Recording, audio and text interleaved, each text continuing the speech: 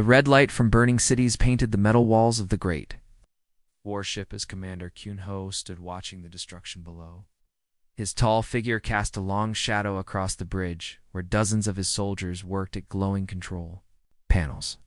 The planet called Zelrose was dying, and he felt nothing but cold satisfaction. "Sir, the rebel cities are gone," said Lieutenant Taijin, his voice flat and emotionless. 17 billion are dead. The ones still alive will remember this lesson. Kyung-ho nodded slowly. His pale face showed no feeling, no mercy. The Cathara had ruled this galaxy for 10,000 years, and they ruled it through fear.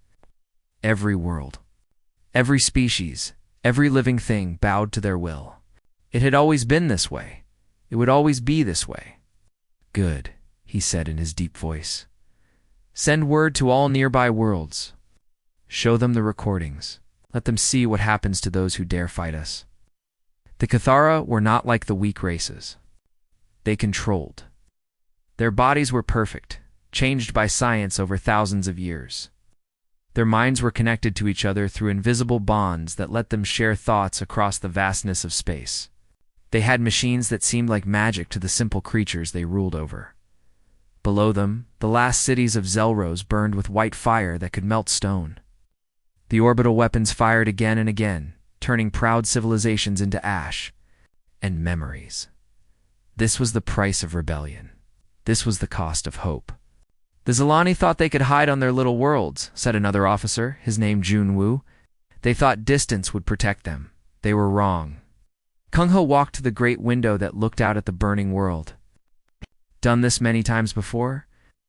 Different planets, different species, but always the same ending. The Cathara were the masters of this galaxy because they were stronger, smarter, and more ruthless than anyone else. "How long did their uprising last?" he asked.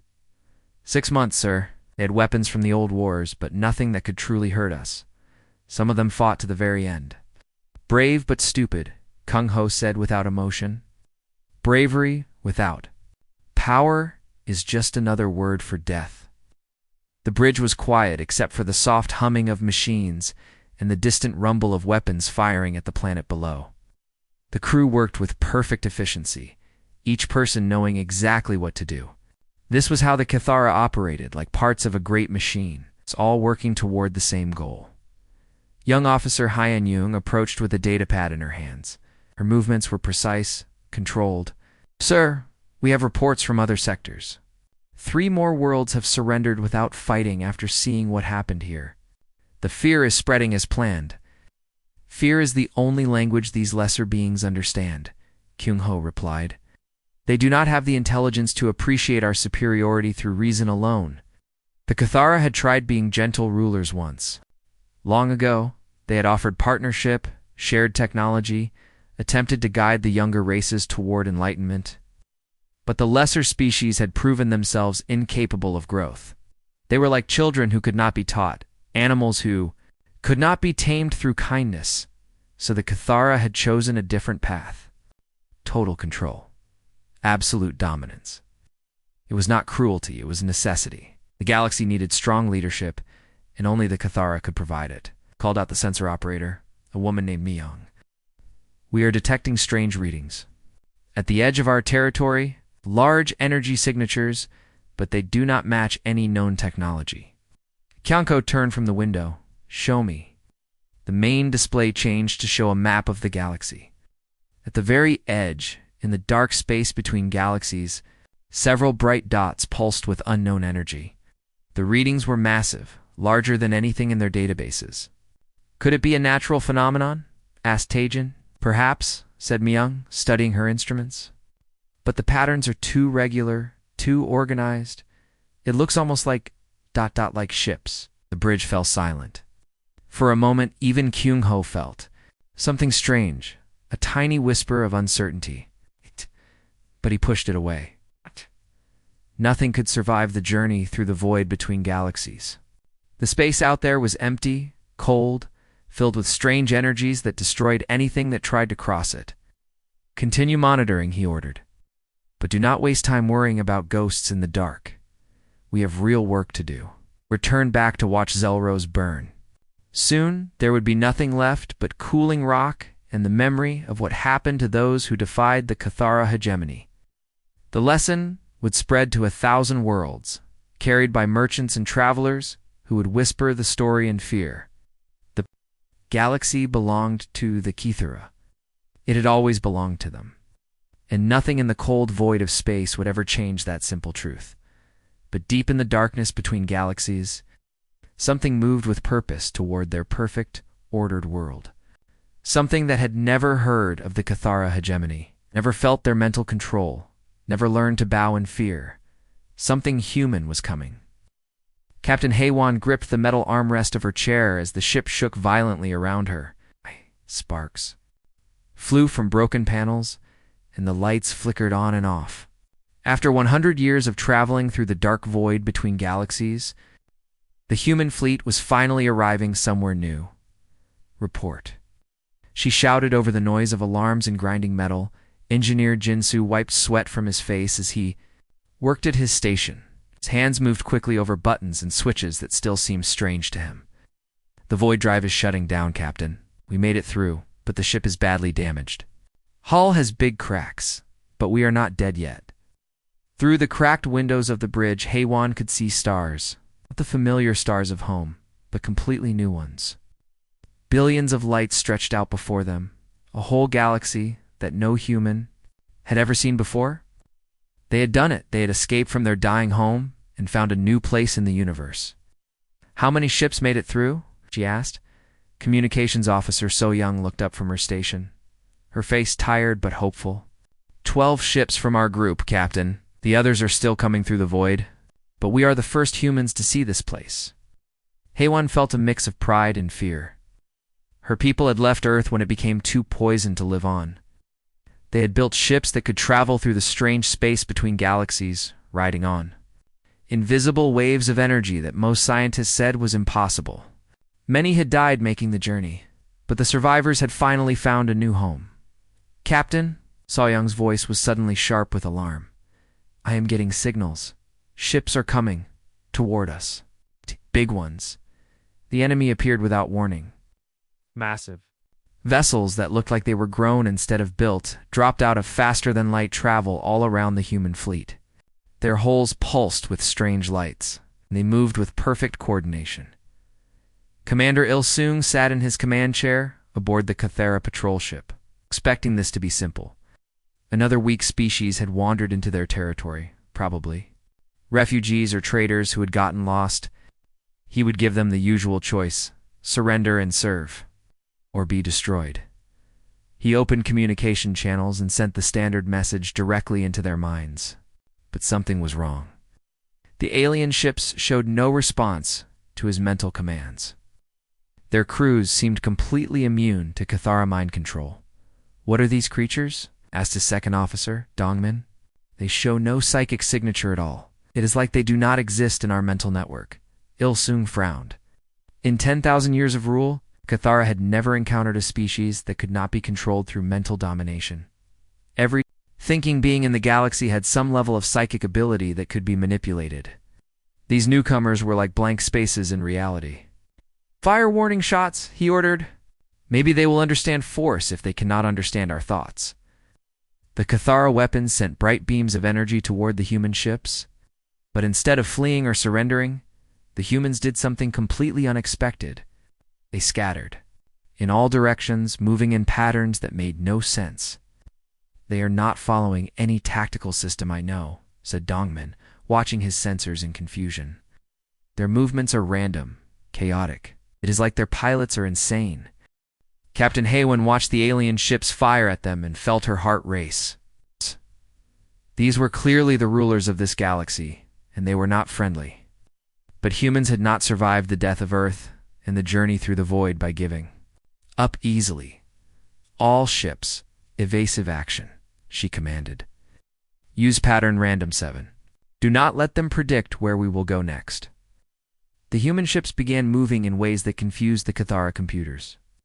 They would fly straight at enemy vessels, then suddenly turn away. They would group together, then spread apart for no apparent reason. Their technology was clearly less advanced, but their tactics were unlike anything the Cathara had seen. Engineer Jinsu managed to get the weapons online. Captain, we have some guns working, but their shields are much stronger than ours. Fire anyway, Heyone ordered. Show them we are not easy prey. The human weapons were simple compared to Cathara technology. They fired pieces of metal at high speed instead of energy beams.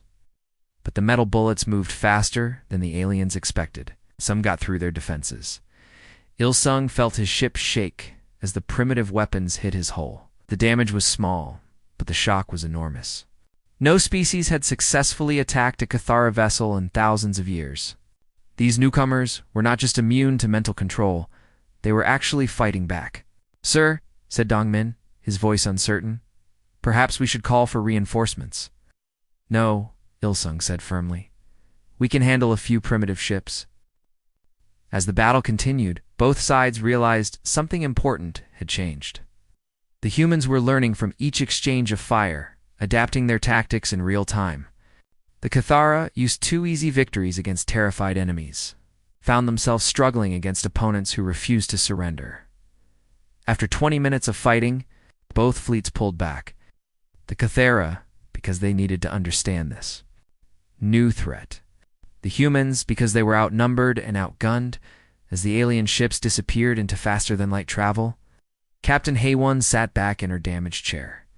They had survived their first contact with the rulers of this galaxy, but she knew this was just the beginning of a much larger conflict. 3 months after the first meeting, the war began in earnest. More human ships kept arriving from the dark void, bringing with them weapons, supplies, and most importantly, hope.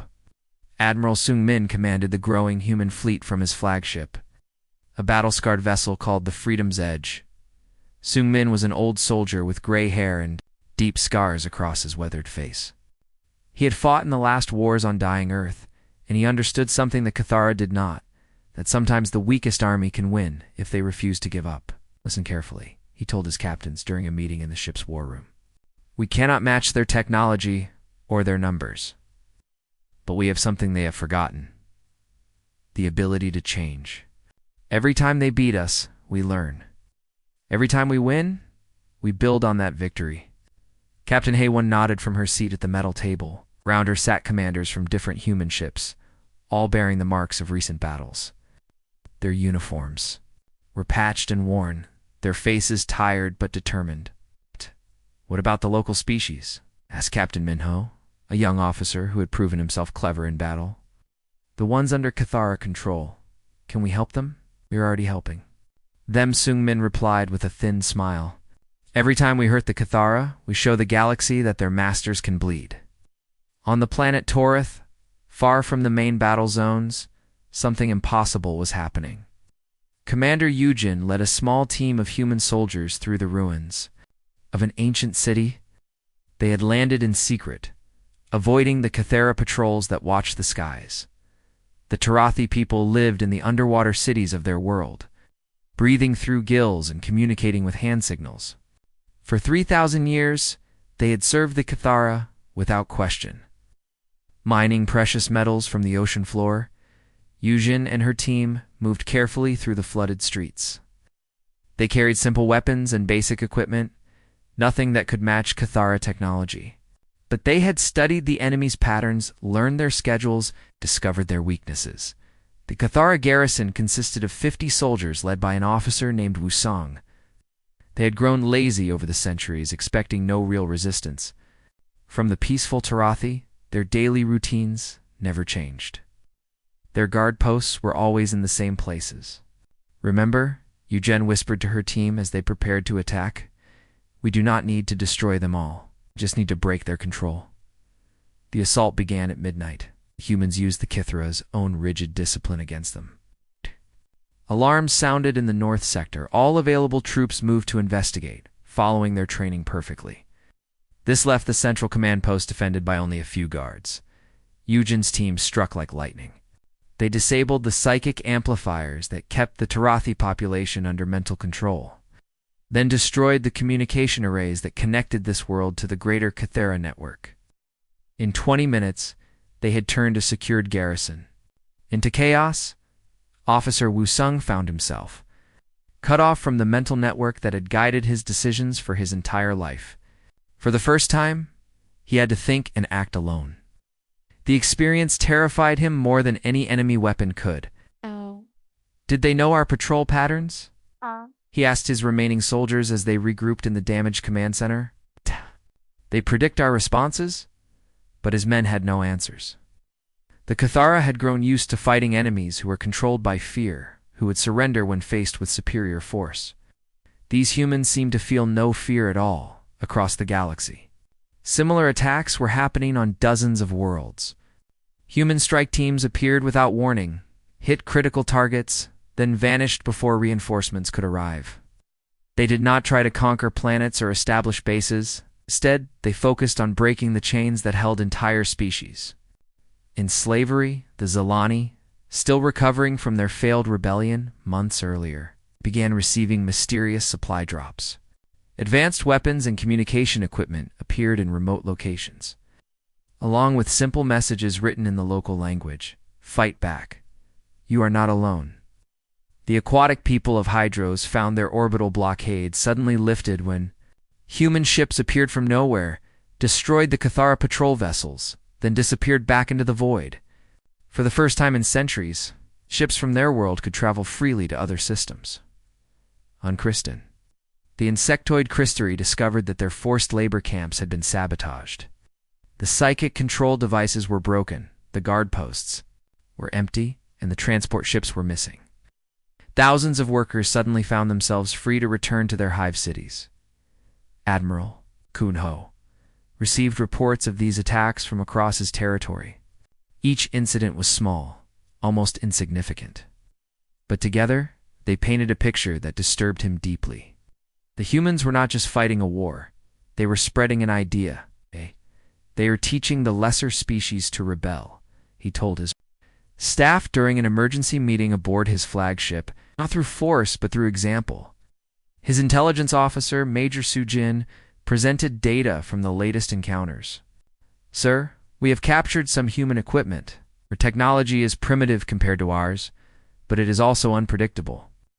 Their machines seem designed to fail in ways that damage our own systems. Kyungho studied the reports with growing unease. The humans were not fighting like any enemy the Cathara had faced before. They did not seek to replace the hegemony with their own empire. Instead, they seemed determined to destroy the very concept of absolute rule. For the first time in his long life, the Admiral felt something his people had engineered out of themselves long ago, doubt about their inevitable victory. The void drives changed everything about the war. Captain Hei-Wan stood on the bridge of her ship as it slipped through the strange space between normal reality and the dark void. Around her, the universe twisted and bent in ways that hurt to look at directly. Void jump complete, reported Engineer. Ginsu, his hands steady on the controls, despite the impossible journey they had just made. We are now 3 sectors behind enemy lines. They will never expect us here. Hei-Wan smiled grimly as she looked at the tactical display. The Cathara fleet was spread across the galaxy, trying to guard every important world at once. But with void drives, the humans could appear anywhere, strike hard, then vanish before reinforcements arrived. Her fleet now included ships from 6 different species. The Tarathi swam through liquid-filled chambers in their vessels, while the crystal-bodied Zilani communicated through flashing lights. Humans worked alongside former slaves, all united by a simple desire of freedom. Remember, Hei-Wan broadcast to all ships in the fleet, "We are not here to conquer. We are here to show them that the universe is bigger than their empire." Target was a Cathara supply depot orbiting a gas giant. Hundreds of cargo ships brought food, weapons, and equipment to feed the war machine. The station was defended by only a small garrison. Cathara had never needed heavy defenses so deep in their own territory. The attack began without warning. Human ships emerged from void space directly inside the station's defensive perimeter. Cathara sensors, designed to detect ships coming through normal hyperspace, were completely blind to the void drive signatures.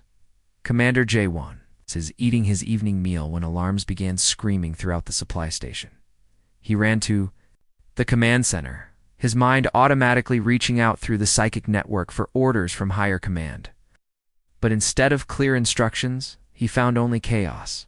"Sir," reported his communications officer, "we are detecting massive electromagnetic interference. The network connection is breaking down." This was the human's newest weapon, not bullets or energy beams, but simple radio waves that disrupted the psychic links holding Cathera society together. Engineer Minho had developed the technique after studying captured enemy equipment for months, without the mental network. Individual Cathara commanders had to make their own decisions. For a species that had relied on collective thought for thousands of years, this was terrifying. Some froze in panic. Others made wildly different choices that conflicted with each other. "Launch all fighters," ordered J1, falling back on basic training. "No. Recall the patrol ships first," countermanded his second officer, who had different priorities. "Activate the self-destruct sequence," shouted a third commander, believing destruction was better than capture. The confusion spread through every Cathara unit in the system. Ships flew in circles, unable to coordinate their movements. Defense stations fired at empty space while enemy vessels slipped past unnoticed. In 20 minutes, the most organized military force in the galaxy had become a collection of frightened individuals. The human attack succeeded beyond all expectations. The supply depot was captured intact, along with enough food and equipment to supply a dozen worlds. More importantly, the Kitharazora of invincibility was shattered once again. But Hay-1 had a larger plan in mind. As her ships loaded supplies from the captured station, she prepared for the most dangerous mission of the war. Deep in Cathara space lay their home system, the center of their empire and the source of their psychic network. "Are you certain this will work?" asked Captain So-Young as they prepared for the final void jump. "No," Hay-1 admitted honestly. "But if we do nothing, this war will last forever." The Cathara believe they are the natural rulers of the galaxy. We need to show them how wrong they are. The human fleet materialized in the heart of the Cathara home system, where massive space stations orbited the ancient capital world. These were not military targets, but the psychic amplifiers that connected every Cathara mind across the galaxy. Admiral Kyunko felt the intrusion like a physical blow. Enemy ships had appeared in the most sacred space of his civilization, the one place that should have been absolutely safe. But his shock was nothing compared to what came next. Engineer Minho activated his greatest creation, a device that could inject human thoughts directly into the Cathara psychic network. The message was simple but devastating, transmitted in words that every connected mind could understand. "You are not alone in the universe," the message said in Admiral Sungmin's .com voice. "You are not the greatest species that ever lived. You are not the natural rulers of all things. There are entire galaxies beyond your reach, filled with species you have never conquered, civilizations that have never heard your name. You are just one people among countless others, and your time of absolute power is ending." The psychic virus spread through the network like fire through dry grass. Every Cathara mind received the message at the same moment, and with it came the terrible weight of doubt. For 10,000 years, they had defined themselves as the pinnacle of evolution, the rightful masters of all lesser beings. Now they learned that they were merely one species among many, rulers of one galaxy among billions. The certainty that had held their empire together began to crack and crumble. On thousands of worlds, Cathara administrators stopped giving orders. In hundreds of star systems, patrol fleets simply drifted, their crews paralyzed by existential crisis. The great machine of empire ground to a halt as its operators questioned everything they had ever believed. The message echoed through their collective consciousness. The universe is vast, and you are small. 6 months after the great message spread through the Cathara network, Admiral Hay-1 stood in the observation deck of Harmony Station, the first joint facility built by multiple species working together. Through the large windows, she watched as mixed fleets prepared for their next great journey into the unknown. The station buzzed with activity as beings from dozens of worlds worked side by side Tarathi engineers swam through water-filled tubes, consulting with human technicians about void drive modifications. Zalani crystals pulsed with data streams, while former Cathara scientists shared their knowledge freely for the first time in millennia.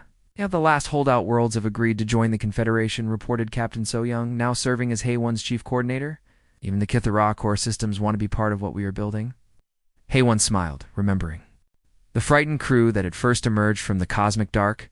They had come to this galaxy as refugees seeking a new home. Instead, they had become the spark that lit a fire of freedom across the stars. "Any word from the Deep Void expeditions?" she asked. 3 new galaxy clusters have been discovered, So Young replied, excitement clear in her voice. "Early reports suggest one of them has hundreds of inhabited worlds. We are not alone out there, Admiral. The universe is full of life." The door to the observation deck opened, and a figure approached that would have been impossible to imagine. A year ago, Ho-Jin, who had once been the feared Admiral Kyung-ho of the Kithara hegemony, now wore simple clothes and carried no weapons. His biomechanical enhancements had been removed by choice, replaced with basic technology that let him think and feel as an individual. "Admiral Haywan," he said, his voice carrying emotions his species had thought bred out of them long ago. "The expedition fleets are ready for departure. 7 different galaxy clusters await exploration." Haywan studied the former enemy commander with curiosity. The change in him was remarkable. For once there had been cold arrogance, now she saw genuine wonder and even humility. "Tell me, Ho-Jin," she said carefully, "what made you choose to join us? You could have retreated to your homeworlds and lived quietly." Ho-Jin was quiet for a moment, looking out at the ships preparing for launch. "When your message came through our network, it broke something in all of us. But it also freed something we had forgotten we possessed, the ability to choose our own path." He turned to face her directly. "For 10,000 years, we told ourselves we were the pinnacle of evolution, the natural rulers of all things.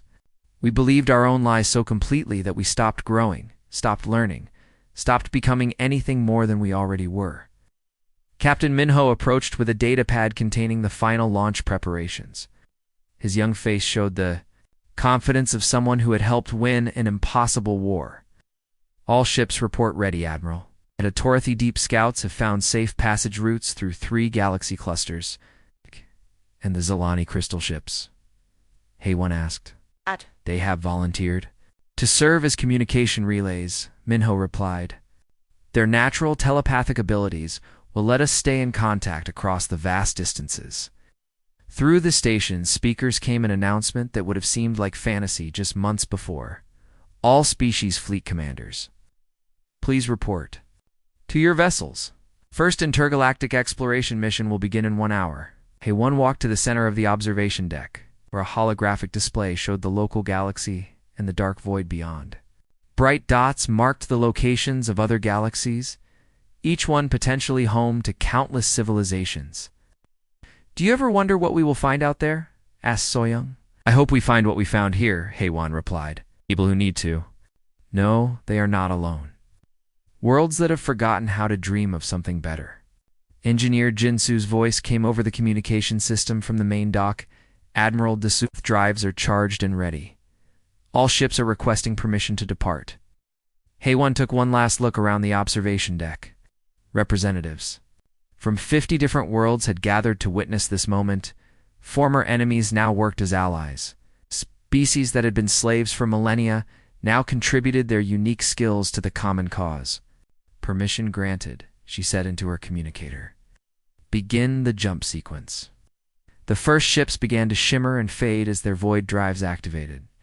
Unlike the desperate escape from a dying Earth that had brought humans to this galaxy, these expeditions left in hope rather than fear. They carried with them the knowledge that cooperation was stronger than conquest, that diversity was more valuable than uniformity. Ho-Jin watched the ships disappear into the cosmic dark with something approaching reverence. "Where will you go first, Admiral?" "Wherever the void takes us," Haywan replied. "But not as conquerors or refugees. You go as explorers, as friends, as proof that no single species needs to rule the universe alone." The last ship vanished into void space, carrying crews from 100 worlds toward destinations unknown. Behind them, the galaxy that had once known only fear and submission now buzzed with the energy of infinite possibility as the stars wheeled overhead. Hay-One whispered a quiet thank you to the cosmic dark that had brought them all together. The reign of absolute power was over. The age of shared dreams had begun. The universe was vast enough for everyone, and now everyone knew it.